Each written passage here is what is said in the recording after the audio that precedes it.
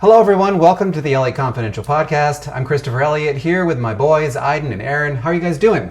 Feeling pretty good. Pretty good, yeah. All right. We are in Taipei, China. People's Republic? No, not No, People's the Republic of China. Republic of China, yes. And we've been here for a while now. Lots going on, lots of ground to cover. Glad you're with us here. Our question of the week this week is, what is the favorite hotel that you've ever stayed in? And the reason we're asking is we've stayed in a lot of hotels, and we're going to cover all of those as well. Plus, we have the main attraction in Taiwan. I'm going to tell you about it in a moment, and we're going to show you some really amazing pictures too of the things that we've been doing. Yeah. So, guys, the hotels we've stayed in. Ooh, lightning round. Yeah, let's do the lightning round. Okay. Here we are with the Grand Hotel. Yes, this is the Grand Hotel. The historic hotel of the city. And it's this is the actual size of the hotel is just staggering. Yeah. Some interesting things to know about it is it's a little bit out of the way. Yes. So if you want to get food or anything like that, you should take their shuttle, which can take you farther into the city. Yeah. And also, it's one of the only hotels that has inner rooms, meaning rooms without any windows to see the exterior world. Yeah, it's a little bit like a cruise ship, really. It was designed in the 1970s, and it is like the main hotel in Taipei. Really incredible. And let's just scroll here to the next photo. This is the general manager showing me the presidential suite, which is the entire. I want to say it's the top floor, but there may be like a little extra floor above it, and it's pretty incredible. Aaron, you were with me. You actually took this photo. What did you think of it? Well, firstly, I think the main attraction, the main selling point rather, of this hotel is it's probably the only hotel in the world styled like a Chinese temple. And it's grandiose. You get lots of space. It is really an experience. I don't think that I've ever seen anything quite like that. It's kind of like being treated like you're a president. It really does feel so official when you go there. Yeah. I've never seen anything so official, so polished. Right, and when I interviewed the general manager, I felt like I was at some kind of a diplomatic event because the interview itself was in Mandarin and there was a translator, and so I felt like I was negotiating a trade deal or something like that. Yeah. Funny thing, there are a lot of memorabilia from Chiang Kai-shek. Like, I took a photo of Chiang Kai-shek's old desk, which is in the presidential suite. It's in the suite, right, exactly. So, go figure. This hotel is so huge, it actually has its own convenience store in the basement, which I went to a lot. Yes. And it has a really huge restaurant. It has several really huge restaurants. Definitely worth seeing. Even if you don't stay there, just go into the lobby and take some pictures. Yeah. Definitely worth it. Or go out front and take some photos. Yeah, and at breakfast they had soda. That's bizarre. I didn't notice that. They had soda on tap. It's definitely worth going to breakfast then. Yeah, it was yummy. Continuing right along, we went to the Mandarin Oriental, which is in This one was good. Taipei. This one was very good. You like this one. What did you like about it? We really like Mandarin Orientals. Yeah. We went to one in Bangkok. Great experience. Yeah. They truly, take the time. They're very detail oriented. Yes. And they'll remember your name. They'll remember what you like, and they'll give you what you like, like food. We like food. Yes. So you'll go over to the lounge, and they'll be like, "Oh, Mr. Elliott," which technically we're all Mr. Elliott. Mr. Who Elliott, cares? yes. And they'll be like, "Oh, I saw you got this thing last time.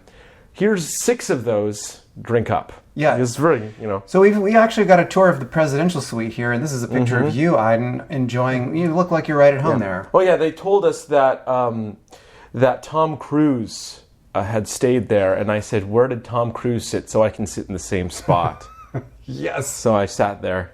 Yeah. They also said the same thing for Madonna, but I thought it'd be rude because it's like there's a little connotation there, so I didn't. But Tom Cruise, that's where he sat. Taylor Swift stayed in that suite. Madonna stayed there. Yeah. Actually, there's a great story of Madonna staying at the Mandarin Oriental, and she had a concert at the nearby arena, and she walked from the hotel to the arena in disguise. So she put like a hood on and walked over there, and the staff was... Even though now she doesn't really need a disguise with all that plastic surgery. Am I right, guys? Okay, whatever. Our next hotel was the Grand Hyatt. If you've ever been to Taipei, or you've seen pictures of Taipei, then you're familiar with the huge building called, I believe it's called the 101, Taipei 101. Taipei 101. It's right there, and it is, the Grand Hyatt is a massive hotel, mostly for conventions, but also does quite a bit of leisure business. And this is the lobby of the hotel. It's beautiful. What you can see here as you go up the staircase there, up the escalator, that's all water. So it's kind of like... Yeah. What do you guys think? Well, funny story is we fall into routines so quickly. And speaking of conventions, we kept going to the same grocery store over and over again for 3 or 4 days. And it was to the point where the lady looked at me and she was like, "You come here every day. Are you here for that convention?" And she pointed to the poster behind me. We weren't, but there was like a golfing convention going on. I've been writing stories about wellness, and the highlight of our visit to the Grand Hyatt was some of the wellness offerings, including, really, this was the best part, I thought. This is the chef with his vegetarian buffet. I could spend an entire podcast talking about this buffet because it was really that good. What did you guys think of the buffet? It reminded me of home. I mean, I think that one of the problems that you get in a place like Taipei, or even in Japan, is that the food is just so different. And this chef, he really knew how to make you feel at home, in the sense that we felt like we were brought back to the United States, eating delicious California vegetarian food. And that was a great experience. The chef was he said he's from Singapore. And Singapore also home of great food. Malaysia, great food. So to be expected. Yeah. One of the chilies there tasted exactly like the chili we would always make back in the U.S. with the same ingredients, and even the tortilla chips that they had there tasted exactly like the tortilla chips that you get at like Safeway or Kroger's. So if you want a taste of home, this is the place to go. We haven't been back to the U.S. in so long, and we just tasted this and we're like, oh my god, it's like we're back in eating in the eating area of Safeway with like some hummus and tortilla chips. It's like, so if you get like Chinese food fatigue, which it's possible if you stay long enough that you're just like, okay, I can't have a Chinese meal. Very quickly. Then you can go to the vegetarian buffet and you can get plenty of food that tastes like back home. Yeah. Another thing that this guy did, this is how passionate he is he went to the poke bowl bar himself, and he was like, I have a special type of bowl that I like to make, and I want to make it for you. So we didn't even go over to the poke bowl bar, which is a part of the buffet, because he made it for us. And I saw him making it. I was like, what are you doing? He was like, I'm making this bowl for you. I want you to try it the way that I like it. And we had it. It was so good. It was very, this very guy good. is really passionate. This is a picture here of the helipad at the Grand Hyatt. We went up during the rain. It rained quite a bit. And we're going to talk a little bit later about the rain and the best time to come to Taipei. But this is, you can see the 101 here, and Aaron taking a picture in the rain. You could see we're in the middle of everything here. But inside the 101, there is a designer mall, and you can get any kind of, those like Gucci, Versace, things like that. Things that we definitely can't afford on a travel journalist's salary. But nice to walk there, definitely. It's this area here of downtown is not really what Taipei is. It's part of Taipei, but we want to talk a little bit about and then we'll do this in a second. We'll talk about what we really think is the heart of Taipei and what really people should not miss when they come here. This is the hotel we're in right now. This is the Kimpton, and we just checked in here yesterday. It is a smaller boutique hotel, part of the IHG family. What do you guys think of it? Well, I think that I like the location because you're near a bunch of, department stores.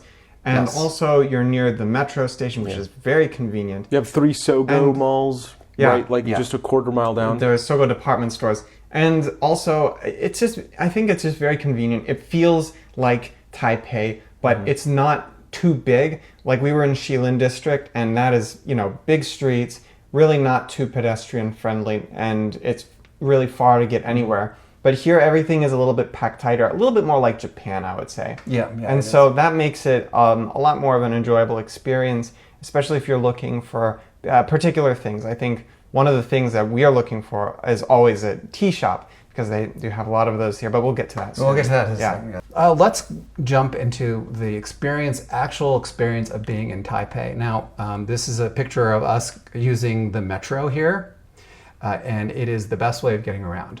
Although they're also big into bikes here, but it's a good walking city, but getting around with the metro is super easy. The only thing is that you have to, when you buy one of those transit cards, the only way of topping it up is with cash.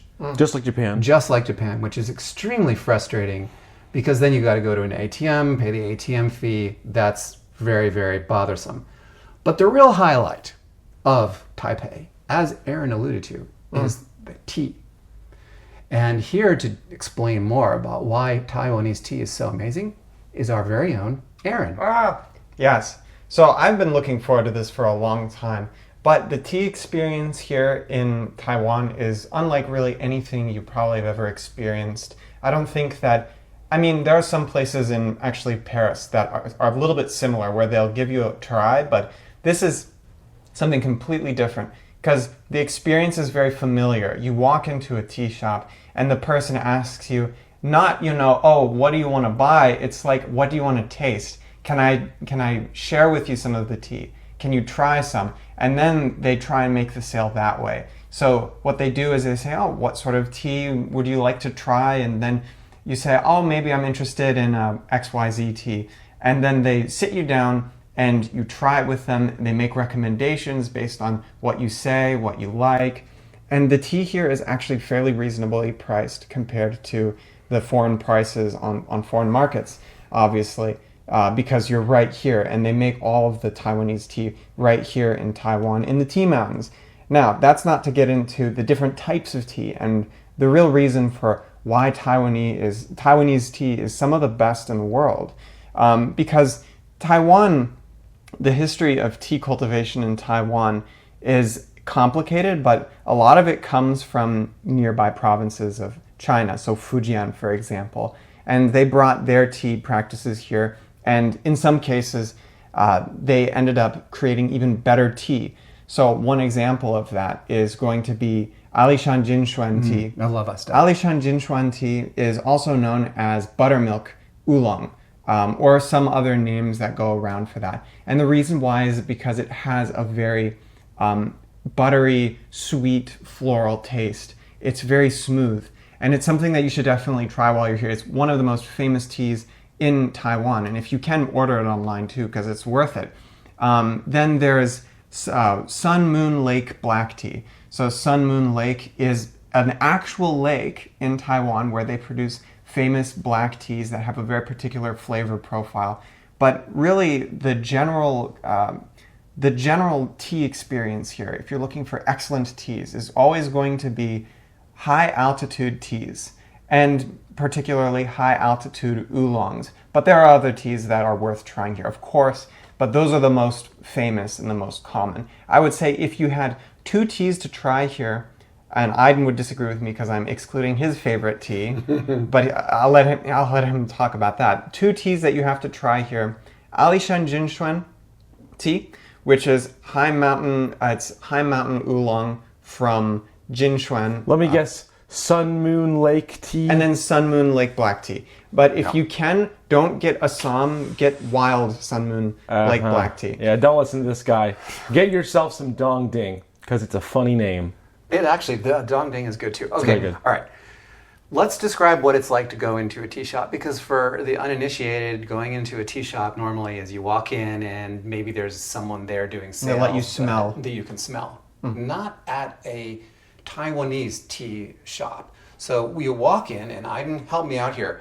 First thing that they do is, actually, I'll tell you because you weren't with us this one time, is if they speak English, they will come over and greet you and say hello, right? Like this guy over here, right? But if they don't speak English, they immediately reach for their phones for Google Translate. And there's a lot of people here who just don't speak any English. Like this woman here. Doesn't speak English. Still was able to sell you some tea. Oh, she did. That was some great tea that she told us. Really, really good tea. So tell us, what's the experience like? Well, they're very friendly. I mean, especially the guy you were showing before. He's very friendly. He showed us was it 4 different teas? And originally we were just going to try 2. He was like, ooh, speaking of, Yeah, we you got should a try lot this of tea. We tea. got a lot And of then tea we mentioned from another him, tea. He yes. was like, oh, speaking of, we have that tea. Well, you need to try it too. And he was like, oh, thank goodness you mentioned it in that order, so that way we can have it in the correct order, because there's a specific order. Right, you you have to try the start teas, with and you the- you start with the least caffeinated light. to the most caffeinated, because if you have like a bitter tea, and then you try one that doesn't have much bitterness in it, you're going to barely taste it. And with the purer tea, the really strong stuff. Really yeah. strong stuff. And it was a great experience. Yeah, and well, they this guy make here, the tea very well. He was 3rd generation. Yeah, so third gen- these guys they've been doing it for a long And they time. have their own specialty. All the tea shops, they have their own specific tea that they make and only they make, and they're like, oh, this is the best tea. Yes. We make the best tea. Everyone makes the best tea. Those other guys, they're not as good as our tea. We make the best one. Right. And in that same shop, we were actually seeing his mother de-stem a bunch of teas to go into the tea bags for the restaurants.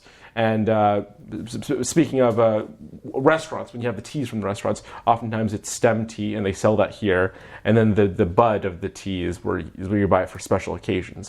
So it's very interesting to see that. Here's Aaron with our friend Carolyn over at the Grand Hyatt, and they have a tea tasting experience too. It's a little bit more high end, but they're very proud of that, and they have several different types that you don't find somewhere else. I found, I know I'm going to mispronounce this, Lapsang Souchong tea, but they don't pronounce it like that. They pronounce it differently. Yeah. Very, very strong. Yeah. Well, Lapsang Souchong is, I think, from Cantonese, but they pronounce it different in Mandarin. And of course, if you think about the way that you pronounce it, if you were to read a Chinese word, you wouldn't pronounce it that way. You pronounce it like it's French, but Yes. it's actually Chinese, but it's actually Cantonese. So That gets very confusing very quickly. Anyway, if you're into tea, you have to come here. One thing that we haven't really talked about is the bubble tea. The bubble tea is pretty spectacular because they're using really good tea in it. And the bubbles they invented bubble tea here. So if you come to Taiwan, try the bubble tea as well. If you have kids and grandkids and they want to try something new or different, and the bubble tea here really is it's unlike anything I've ever had. So Cheap too. bubble tea, yes, very very It's like reasonable. $1. Really cheap. It is an institution. So who should visit Taiwan and when should they visit? Aaron, do you have any thoughts on who would be like the ideal visitor to Taiwan, at least to Taipei?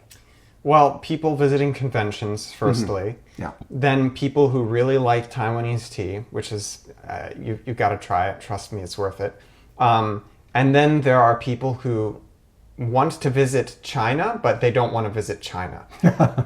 So for whatever reason, cinephiles, I think that those are the kinds of people that would want to visit this place. Isn't that Hong Kong for cinephiles? Yeah, you could go to Hong Kong too. Yeah. Sino refers to just all of China, so. Oh, sinophiles. Yeah, I thought you were cinephile. talking about a cinephile. No. Cinephile for movies. Okay. Our question of the week this week is, what's the favorite hotel? What's your favorite hotel that you've ever stayed in? We went through 4 hotels that we stayed in here, and it's impossible for us to choose our favorite, but there is one hotel that I think we can all agree on that we love, and that is The Clement. the Clement. Yes. The Clement. There's a place called Silicon the Clement Valley. in Palo Alto, California. That is our favorite hotel. It's really not so much a hotel as it is a bed and breakfast or an inn, but it's an all-inclusive property. Well, you go downstairs and there's a private chef. Well, not really private. It's for the whole we were there. hotel. We were there one right? night. I was doing a story about it, and it was the thing that I loved about it is that you walk in and you really feel like you're at home. Yeah. They say, "Oh, hey, look, there's a pool upstairs, and the kitchen's out back. And if you want something, just go in the refrigerator and get it, and the chef will be happy to make you a burger." And I remember you, Aiden, you and your sister went up to the roof, laid out by the pool, and the chef made you a burger. No, we went to the pool, we went downstairs, and then we got a burger. Okay, It was very good. Very good burger. I said, make the burger with extra salt. And he said, that's probably not healthy, but I'll make it anyway. And it was a very good burger. All right. In our last podcast, we asked the question, what is the sickest that you've ever gotten on the road? And we had a couple of very interesting and gut-wrenching, can I say, answers. George says, I ate an empanada on the street in Santiago, Chile, and got terrible food poisoning. Oof. Yikes.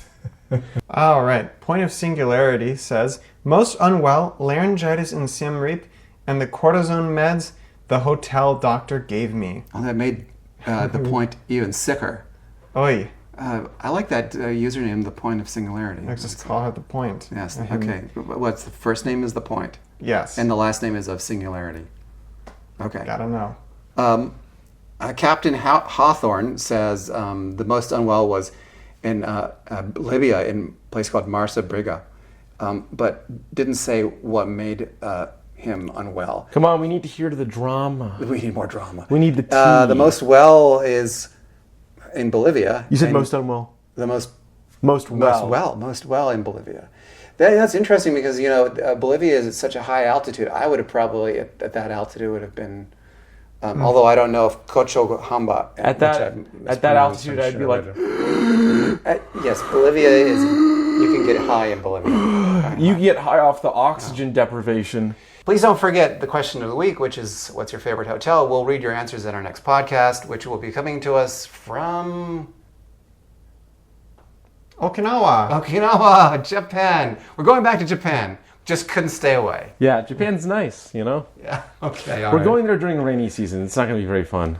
Yeah, I know. This is like a median place. We have to be there for a little bit before we go off to. It's a little rainy. You'll find out. It's a little rainy here too. Anyway, all right. See you next time. Bye. Bye bye.